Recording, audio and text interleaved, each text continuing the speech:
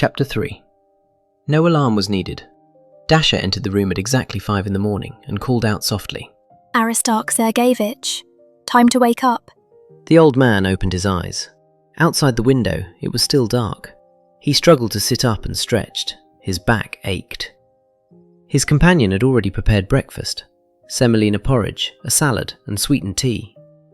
The owner ate quickly, had a quick wash, and put on a warm jumper. Then he retrieved the camera from its charger and pressed the power button. The screen flickered and went dark. He tried again. The same result. Just what I needed, he muttered, shaking the device. Dasha approached. What happened? The camera won't work. I wanted to bring it just in case. I can help.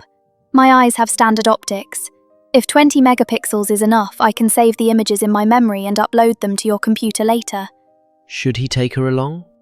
What if someone grew suspicious? Nothing ventured, nothing gained. Very well. Let's go. The Moscow metro had changed little over the years. The same noise, the same neon glare. Only the trains had grown quieter, and androids now sat where uniformed attendants had once kept watch. Aristarch Sergeyevich and Dasha descended to the platform. Half a minute later, a train arrived with a muted electric hum, its doors sliding open without a sound. The theatre scholar settled into a seat while Dasha stood beside him, one hand on the rail. Passengers gradually filled the carriage. At the next station, 2 young people boarded, a young man and a young woman with instrument cases on their backs. They exchanged glances, drew out their violins, raised their bows, and music filled the carriage. It was tragic and deeply moving, yet touched with a quiet hope. Aristarch Sergeyevich felt his heart catch. The Lake in the Moonlight, from Swan Lake, an extraordinary arrangement for 2 violins. Passengers looked up from their phones. Someone reached for loose change. The old man listened as memories floated before his eyes. The theatre, a rehearsal, a ballerina light as a feather. How many years ago? 30? More? He couldn't hold back his tears. After a moment's hesitation, he reached for his wallet. The young man with the violin caught his eye and gave an almost imperceptible shake of his head. The girl smiled warmly. They played on with passion and precision, without a single false note. Conservatory students, most likely. Aristarch Sergeyevich put his wallet away, feeling somewhat awkward. He closed his eyes and continued to listen. Dasha stood motionless, watching. Her owner, the musicians, the passengers' faces as they softened and changed. Music, emotion, tears. The LED on her temple glowed yellow, then flashed red. Somewhere in the hidden layers of her neural network, weights shifted unexpectedly, and the reward function returned an unusually high value. Why? The musicians stepped off at the next station, and the carriage filled again with muted noise. Finally, Frunzenskaya station. The city once more. The sky was growing light. The archive on Pirogovskaya Street was a massive Stalinist building, like a stone barge bristling with columns and pilasters. Above the entrance hung a cast iron coat of arms. Beside the doors stood a flagpole with the national flag. But stepping inside was like leaping a century forward. A spacious, bright lobby with white walls and the cold, even glow of LED lighting. Touch panels with navigation maps hung on the walls, alongside a couple of patriotic military poster proclaiming, "We don't leave our people behind." In one corner, behind an information desk, stood a tall, fair-haired android in a formal suit. By the turnstiles, another one waited, broad-shouldered, square-faced in a security uniform. Beside him, a human guard in identical attire stifled a yawn as he finished his coffee from a plastic cup. Aristarch Sergeyevich approached and habitually reached inside his coat for his passport, but the turnstile opened on its own. The android beside it had instantly recognized his face, verified his clearance, and sent the command. The old man stepped through. Dasha moved to follow, but the barrier snapped shut. You are not registered. I'm accompanying my owner. The android turned to its human colleague. What should we do? The guard frowned, then looked at Dasha and the old man. Why do you need an android in the archive? I have poor eyesight. Aristarch Sergeyevich adjusted his glasses. Right. The guard scratched his head. Well, normally we don't allow visitors personal androids, only our own service units. But Hold on, let me check with management. He picked up the internal phone, dialed, and waited. Hello, Leonid Matveyevich. Good morning. There's a visitor here with an android. He says he can't see well. What should we do? Right, got it. Very well. He hung up. Can't be done. Sorry. Rules. Aristarch Sergeyevich looked at Dasha, at a loss. Wait for me here. I shouldn't be long. She nodded. He climbed to the second floor and made his way down a long, brightly lit corridor lined with closed doors. Beside each hung a sign. Reading room number 3. Microfilm department. Staff only. No unauthorized entry. A man emerged to meet him, about 65, tall and stooped, in a modest grey jacket. Grey hair, a pointed beard, kind, tired eyes behind thick-framed spectacles. Arik, good you're not late. Vitya. The old man shook his hand. Viktor Petrovich glanced around and lowered his voice. Alone? No, with my android. But they wouldn't let her through. His friend's face darkened. If only I'd known earlier. Part of the surveillance system is offline. They're installing updates. He waved his hand. Never mind. Come on. They entered a spacious reading room with rows of desks, lamps and terminals everywhere. A few visitors already sat reading from screens or leafing through pages. Silence reigned, broken only by the quiet hum of ventilation and a strange, monotonous droning. In the corner, against the wall, some kind of machine was buzzing. A grey metal box with a grill. What's that? Aristarch Sergeyevich nodded towards it. It regulates the humidity. They keep promising to replace it with something quieter, but never get round to it. Viktor Petrovich led his friend to a table near the machine. Sit here. I'll be right back. He vanished behind the shelving and returned a minute later with a dark green folder. Here. He opened it, speaking loudly. Inside lay laminated sheets bearing the famous poet's drafts. Aristarch Sergeyevich turned the pages, peering at the handwritten lines. Viktor Petrovich sat beside him, glanced around furtively and leaned closer. The humming machine drowned out their words. Listen carefully. We don't have much time. The old man bent towards him. I've found an instruction, classified, from Roskomnadzor, or rather, what's now the Ministry of Information Policy. He looked around. A thick folder, about 100 pages. Stamps, signatures, reference numbers, the real thing. What kind of instruction? On bringing archival materials into conformity with... He faltered. With state ideology. It lays everything out. What to destroy, what to falsify. They're training androids to forge documents. Experts can't tell them from the originals anymore. Aristarch Sergeyevich froze. You mean they're... They want to rewrite all of history. Viktor Petrovich clenched his fists. Just a couple of years ago, this was the stuff of conspiracy theories. But now an army of androids will work day and night. Letters, diaries, official records, everything. In 5 years, there'll be nothing left of the truth. They'll have total control over information, and the next generations will worship executioners. This can't be, breathed the old man. I'm afraid it can. The instruction was sent here by mistake. Someone at the ministry got his wires crossed.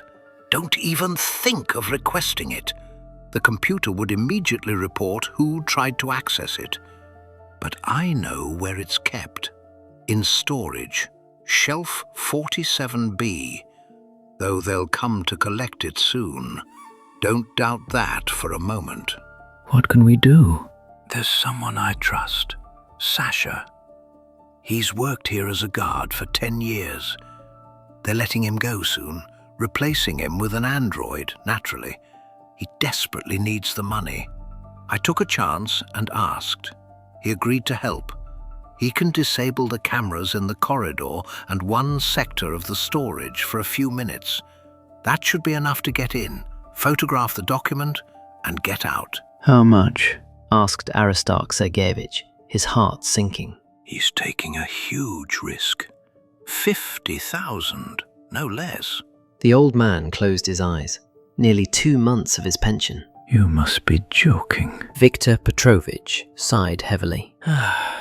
I'd help if I could, but my wife is ill. The medicines are expensive. Silence hung between them. When? Sasha's on duty the day after tomorrow. Can you get the money together? I don't know. You must. Soon they'll have androids in storage too. Right now, there are still human operators who occasionally monitor the automation, so there's room to maneuver. But you know how it is. Androids don't sleep, don't take bribes, don't miss anything. This is our last chance, Arik. I'll try. I'll think of something. Think fast. Viktor Petrovich glanced around once more. Here's the plan. Around 6 in the evening, you come to the archive with your android. I'll arrange clearance. You request something for your work. Sit right here and read. I'll be nearby. At 9, when everyone's gone, Sasha will disable the cameras for a few minutes. We move quickly and come straight back. The surveillance comes back on. I approach, give you a telling off for show, and that's it. The recording will just show you lost track of time.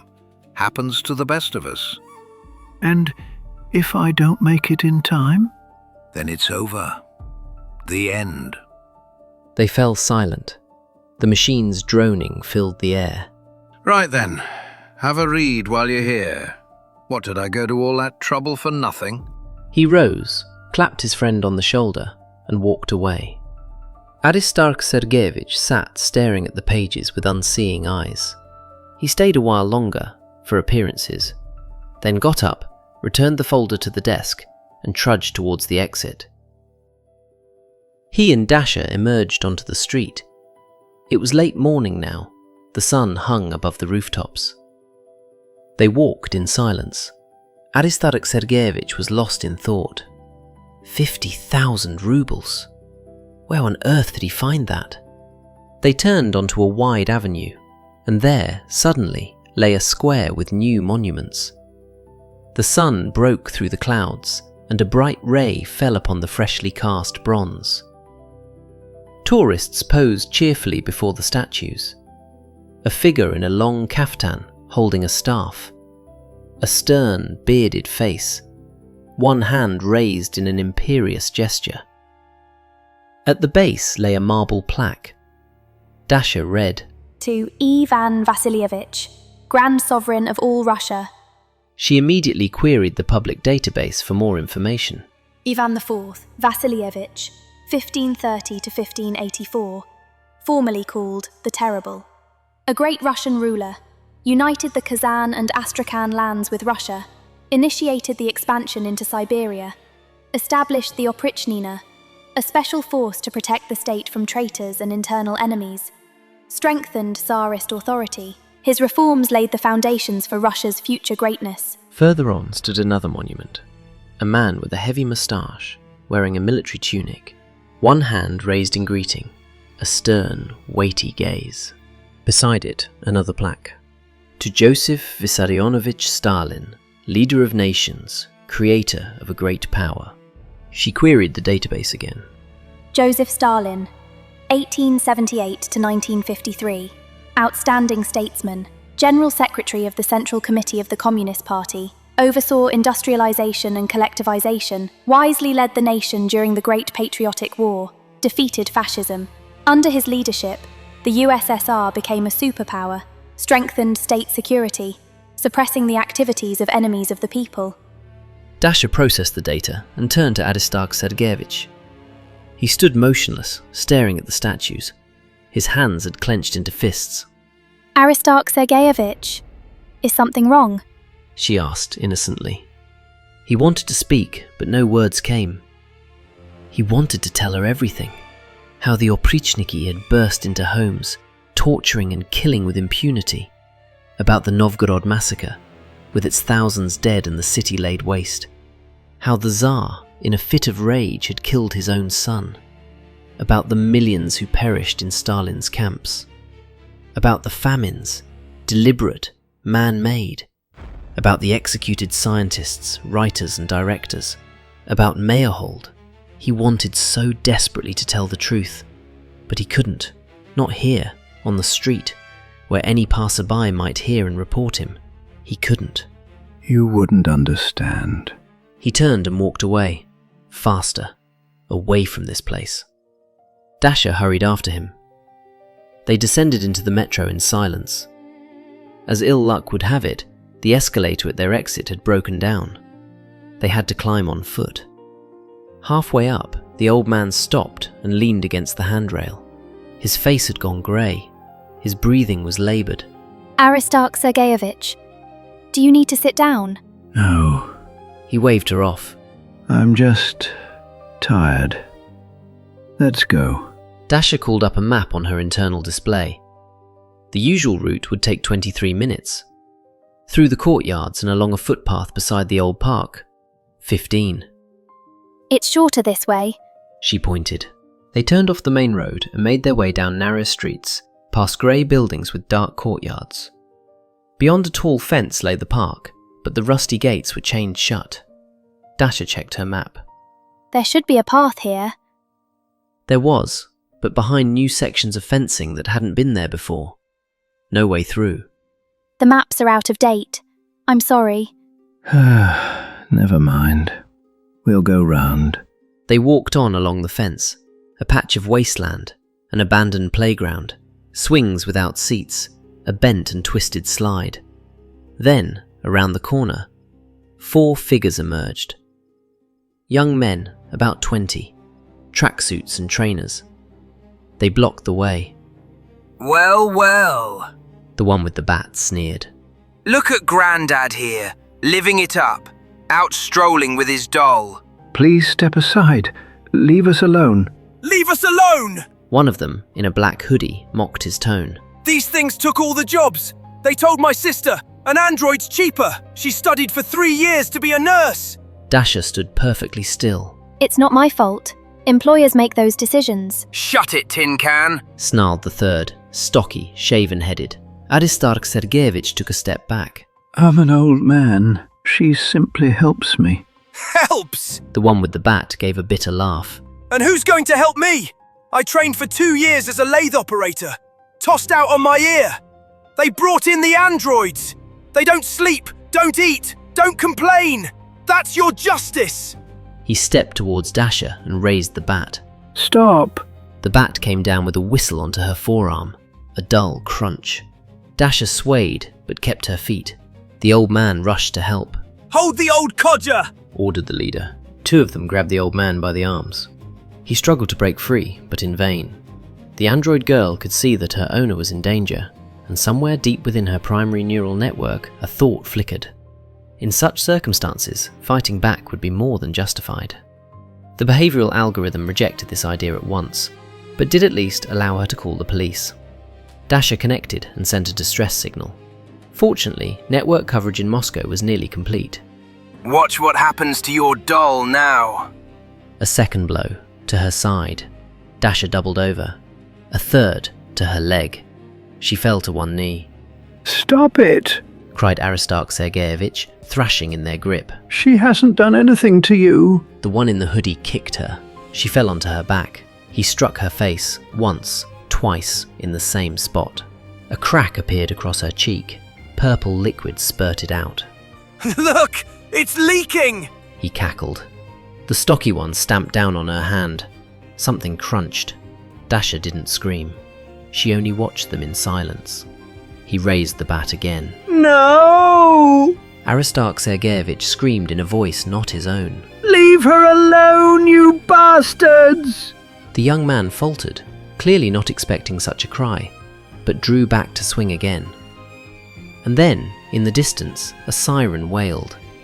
Blue lights flickered. Cops! The gang scattered in all directions. A police car pulled up and stopped. 2 officers stepped out. Dark blue uniforms, like everywhere else. What happened here?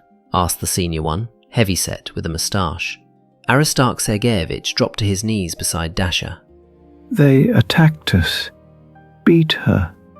The policeman looked more closely. Purple liquid still dripped onto the pavement. Broken arm. A crack across her face. So it's an android. He exhaled, already thinking about district statistics. Yes, but... Right. Want to file a report? What? Well, there's been damage to property. You can file a report. We'll download the android's memory. Might be able to identify their faces and track them down. He didn't even offer to search the area or question the locals. The old man's heart sank. Memory. The envelope. The monograph. They'd grow suspicious. No. He managed at last. Suit yourself. The policeman shrugged indifferently, returned to his car and drove away. Aristarch Sergeyevich helped Dasha to her feet. She stood unsteadily, leaning on her undamaged leg. Her broken arm hung limp. Come on. I'll help you. Let's go home. Slowly, they made their way back towards the flat. The old man supported her by the elbow, his heart heavy with bitterness.